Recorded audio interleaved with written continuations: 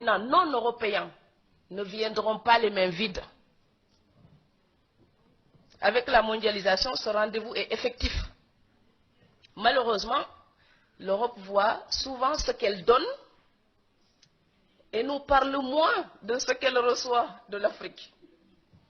Et l'Afrique, elle se soumet pour ce qu'elle reçoit par fatalisme ou par ignorance de la valeur de ce qu'elle a à offrir. Et comme je ne cesse de le répéter dans tous mes textes, aider quelqu'un, c'est l'aider à ne plus avoir besoin de vous. Sinon, c'est de l'assujettissement.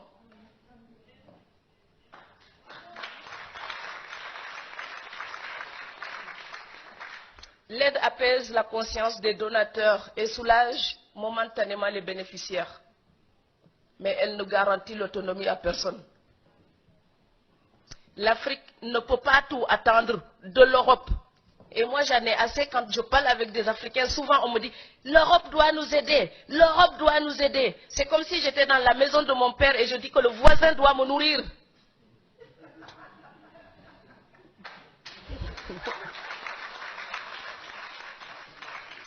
Je sais bien qu'il y a des torts que nous devons reprocher à l'Europe. Mais 3 siècles de reproches ne changeront pas notre destin. Donc, chercher un coupable extérieur ne changera pas notre destin. Si ma maison brûle et je reste là et je dis, quelqu'un a jeté une allumette, ma maison brûle, quelqu'un a brûlé ma maison, quelqu'un a brûlé ma maison. 3 saisons après, je serai encore sous les étoiles.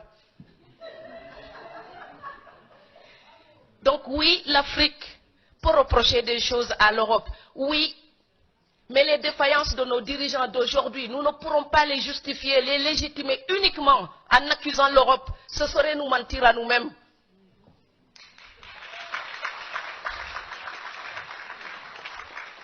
Nous sommes en Allemagne. Ce pays, après la guerre, était démoli, un tas de pierres. Aujourd'hui, on a des frères qui risquent leur vie pour y vivre. C'est parce que les Allemands ont travaillé pour ça. On ne peut pas seulement les accuser, on peut aussi prendre un exemple sur eux. Et je sais que quand on fait une autocritique à l'Afrique, les gens n'aiment pas.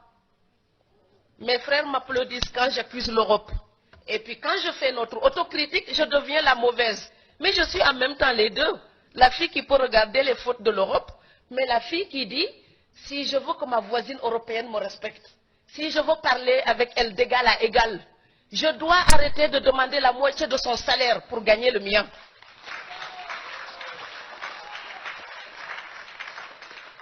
En ce moment, on parle beaucoup du partenariat Europe-Afrique. Ça passera par une révolution des mentalités.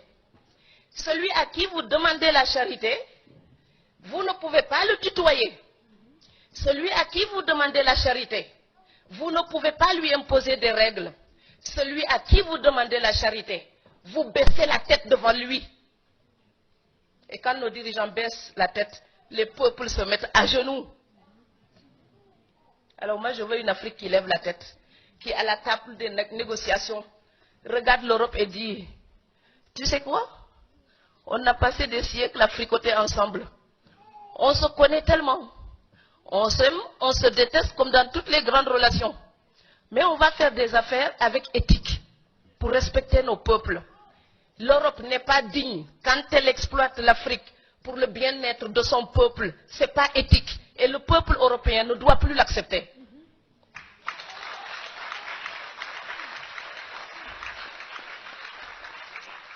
Et l'Afrique n'est pas digne quand elle se plaint tout le temps et que le peu de richesse qu'elle a, certains l'utilisent pour leur propre compte et laissent le peuple démuni. Ce n'est pas éthique non plus.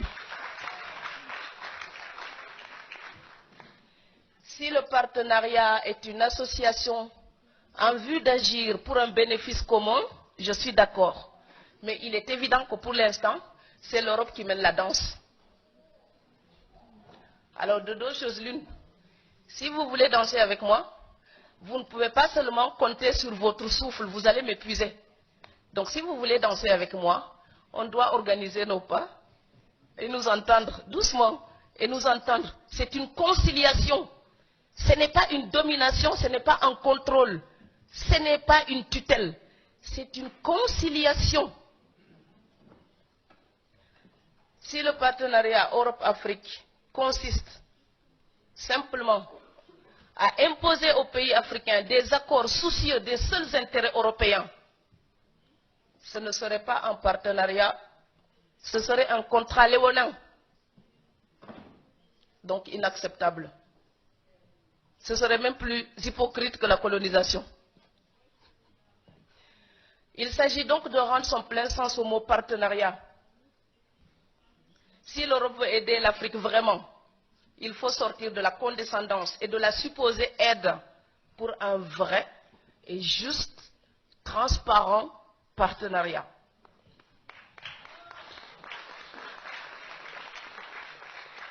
Et l'Afrique a son rôle à jouer dans cette quête de perspective.